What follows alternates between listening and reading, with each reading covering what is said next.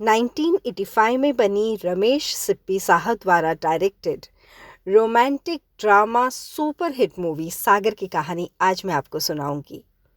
तो फिल्म की शुरुआत कुछ ऐसे होती है कि अपनी ही मौज में मस्त रहने वाला मस्त मौला राजा समंदर से मछलियां लाकर ठेकेदार को देता है। ठेकेदार का मानना है कि राजा सबसे बेहतर मछेरा है। राजा समंदर से लौटने के बाद मिस्टर डिसिल्वा के छोटे से होटल में चाय पीने जाता है, जहां मोना एक चूहे को पकड़ रही होती है। राजा जब एक कप चाय मांगता है तब मोना गुस्सा हो जाती है, क्योंकि वो चूहे को पकड़ने में व्यस्त है। जब मोना देखती है कि राजा उससे नाराज हो गया है, तब वो एक चाय बनाकर राजा को दे देती है। मोना तब चूहे को मारने वाली दवाई टेबल पर रखती है, तब राजा उससे चाय में डालने के लिए शक्कर मांगता है।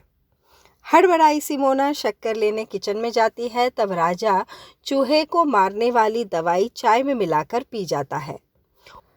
मोना जब देखती है कि राजा ने चाय में चूहे मारने का जहर मिलाकर पिया है, तब वो घबराकर बौखलाकर यहाँ से वहाँ भागती है।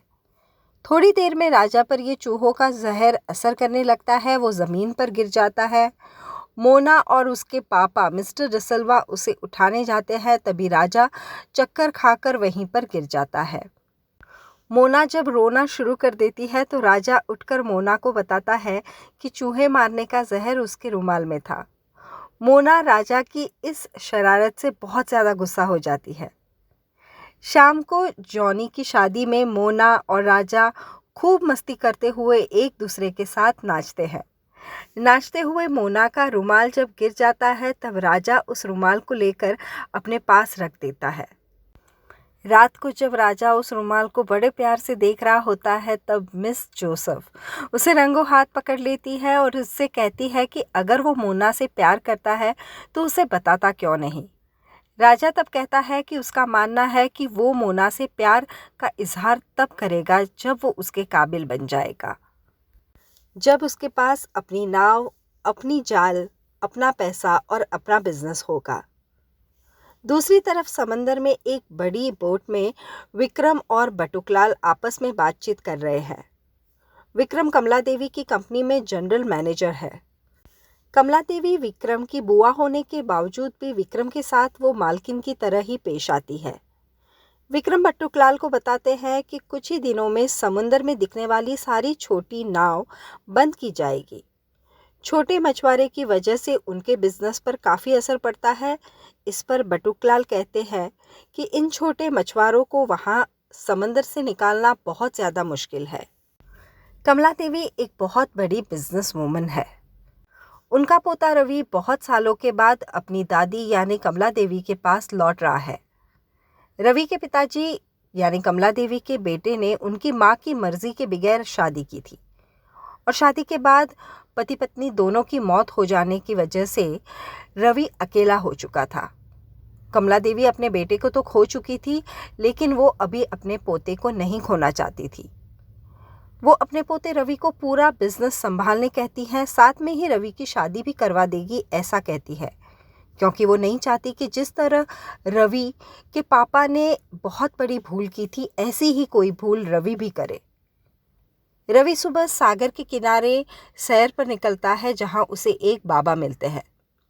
सैर करते करते रवि देखता है कि एक सुंदर सी लड़की पानी में जलपरी की तरह तैर रही है। रवि उसकी सुंदरता को निहारता है, वहीं खड़ा रह जाता है। वो लड़की जब देखती है कि रवि उसे देख रहा है तो वो भी शर्माकर वहां से चली जाती है। वो लड़की होती है मोना। समंदर में छोटे मछुआरे नाव और जाल बिछाकर मछली पकड़ रहे होते हैं। तभी विक्रम जानबूझकर अपना बड़ा जहाज छोटे मछुआरों की नाव के बीचों बीच ले जाता है। इस तरह छोटे मछुआरों की नाव और जाल दोनों ही टूट जाते हैं। राजा उस गरीब मछुआरे को लेकर विक्रम की ऑफिस में जाता है, जहां वो नाव और जाल का पैसा मांगता है तो विक्रम साफ मना कर देता है। तभी रवि वहां आता है। मछुआरों की पूरी कहानी सुनने के बाद रवि विक्रम को मछुआरों की नाव और जाल का पूरा पैसा वापस देने को कहता है। राजा देखता है कि ये भला आदमी कौन है। विक्रम बटुकलाल से कहता है कि कमला देवी की सारी प्रॉपर्टी रवि की नहीं लेकिन एक दिन उसकी होगी, ऐसा वो कुछ करेगा। दूसरे दिन की बात है। मोना अपनी सहेली मारिया के साथ मेले में जाती है जहां पर उन्हें रवि मिल जाता है। मोना और रवि एक दूसरे में बिल्कुल खोए से रहते हैं। एक होटल में मोना जाते जाते अपना पता एक रुमाल पर लिखकर रवि के लिए छोड़ जाती है। मोना को मिलने राजा उसके घर जाता है और बातों ही बातों में मोना राजा से कहती है कि वो खिड़की से कूद जाए। राजा उसकी बात मानकर बिना कुछ सोचे समझे खिड़की से कूद जाता है, लेकिन एक सामान से भरे हुए टेम्पो में जाकर गिरता है और उसे कुछ भी नहीं होता। मोना राजा की ये शरारत को देखकर खूब हंसती है। दूसरी तरफ विक्रम कमला देवी के साथ मिलकर षड्यंत्र रचता है कि उनकी कंपनी के भाव एकदम नीचे गिरा दिए जाए, जिससे छोटे मछुआरों को बहुत ज़्यादा नुकसान हो। मछुआरे कंपनी की इस साजिश से गुस्सा हो जाते हैं लेकिन कुछ कर नहीं पाते। रवि मोना के दिए हुए पते पर पहुंच जाता है। सभी रवि को अजीब नज़रों से देखते हैं और रवि जब अपने लिए एक फैनी लेता है तब एक गिलास राजा के लिए भी लेता है। रवि और राजा एक दूसरे के साथ बहुत मस्ती करते हुए बहुत सारी शराब पीते हैं और जब वो दोनों मस्ती में झूमकर नाचने लगते हैं तो मोना भी उनके साथ जुड़ जाती है। दूसरे दिन मोना जब अपनी माँ की कब्र पर फूल चढ़ा रही होती है तब रवि वहाँ पहुँच जाता है। मोना बताती है कि वो 12 साल की थी तभी उसकी माँ उस दुनिया से चल बसी थी। रवि बताता है कि उसके माँ बाप उसे 7 साल की उम्र में अकेला छोड़कर चले गए थे। उसके पिता ने एक साधारण लड़की से शादी की थी, इसी वजह से उसकी दादी ने उनसे रिश्ता तोड़ दिया था। रवि मोना से अपने प्यार का इजहार करता है लेकिन मोना रवि को समझाती है कि उन दोनों की दुनिया बिल्कुल अलग है। रवि तब मोना को बताता है कि दुनिया कुछ भी कहे वो मोना से ही प्यार करेगा। मोना भी रवि का प्यार स्वीकार कर लेती है। दूसरे दिन राजा रवि को अपने घर ले जाता है। वहाँ वो मिस जोसेफ से रवि को मिलाता है। रवि कहता है कि राजा बहुत लकी है जिसे मिस जोसेफ ने पाल पोस कर बड़ा किया है। रवि जब वहाँ से चला जाता है तो मिस जोसेफ राजा को एक लाल रंग का डिब्बा देती है। उस लाल रंग को देखकर राजा के मन में एक मजाक सूझता है और वो उस लाल रंग से एक चोट का निशान बनाकर मोना के पास पहुंच जाता है। थोड़ी देर मोना को सताने के बाद वो मोना को सच्चाई बता देता है और तभी रवि वहां पहुंच जाता है। रवि और राजा समुंदर किनारे जाते हैं जहां राजा रवि से बताता है कि वो सुबह से सिर्फ झूठ ही बोल रहा है और इसीलिए उसने मजाक में मोना को आज फंसाया था। हंसी हंसी में राजा बताता है कि वो एक लड़की से बहुत प्यार करता है और जब रवि उस लड़की का नाम पूछता है तब उसके पैरों तले ज़मीन खिसक जाती है क्योंकि वो लड़की का नाम होता है मोना। शाम को राजा रवि और मोना एक क्लब में जाते हैं जहां राजा मोना के साथ खूब नाचता है। जब अकेले में रवि मोना से पूछता है कि राजा किसी लड़की से शादी क्यों नहीं करता तब मोना बताती है कि राजा तब तक शादी नहीं करेगा जब तक वो अपने पैरों पर खड़ा न हो जाए। ये बात सुनकर रवि अपने शुक्ला अंकल के पास जाता है और राजा को अपना खुद का बिजनेस खोलने के लिए उनसे मदद करने के लिए कहता है। राजा मोना से प्यार करता है ये बात जानने के बाद रवि मोना को खत लिखता है कि वो कहीं दूर जा रहा है। जब मोना रवि से मिलती है तब रवि बताता है कि राजा उससे बहुत प्यार करता है। रवि को इस बात का बिल्कुल भी पता नहीं था और वो राजा के लिए अपने प्यार को छोड़कर वहाँ से अब दूर चला जाएगा। मोना रवि को समझाती है कि उसे बिल्कुल इस बात का पता नहीं था कि राजा उससे प्यार करता है। दूसरी तरफ राजा को रवि के शुक्ला अंकल नया बिजनेस शुरू करने, अपनी नाव खरीदने, अपने जाल को खरीदने के लिए पैसा देते हैं। राजा बहुत ज़्यादा खुश होकर ये खुशखबरी मिस जोसेफ को बताता है और साथ में वो ये भी बताता है कि अब वो मोना से अपने प्यार का इजहार करेगा। राजा मोना को ढूंढते हुए सागर किनारे पहुंचता है तब वो देखता है कि मोना और रवि एक दूसरे के साथ हैं।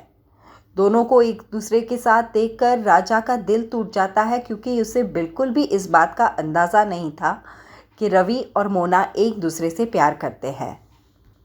दूसरे दिन जब राजा अपने घर लकड़ी काटने का काम कर रहा होता है, तब मोना वहां आकर उससे कहती है कि वो और रवि एक दूसरे से बहुत प्यार करते हैं। लेकिन जब रवि को पता चला कि राजा मोना से बहुत प्यार करता है, तब वो उसके रास्ते नहीं आना चाहता, इसीलिए रवि वहां से दूर चला जाने वाला है। पर मोना राजा को झूठ के सहारे प्यार नहीं कर सकती। मोना की बातें सुनकर राजा बहुत ज़्यादा दुखी हो जाता है। उसकी आंखों से आंसू आ जाते हैं, लेकिन जैसे ही मोना वहाँ से जाने वाली होती है, तब राजा ज़ोर ज़ोर से हंसना शुरू कर देता है। वो अपना दुख छुपाने मोना से कहता है कि वो उसके और रवि के साथ मजाक कर रहा था।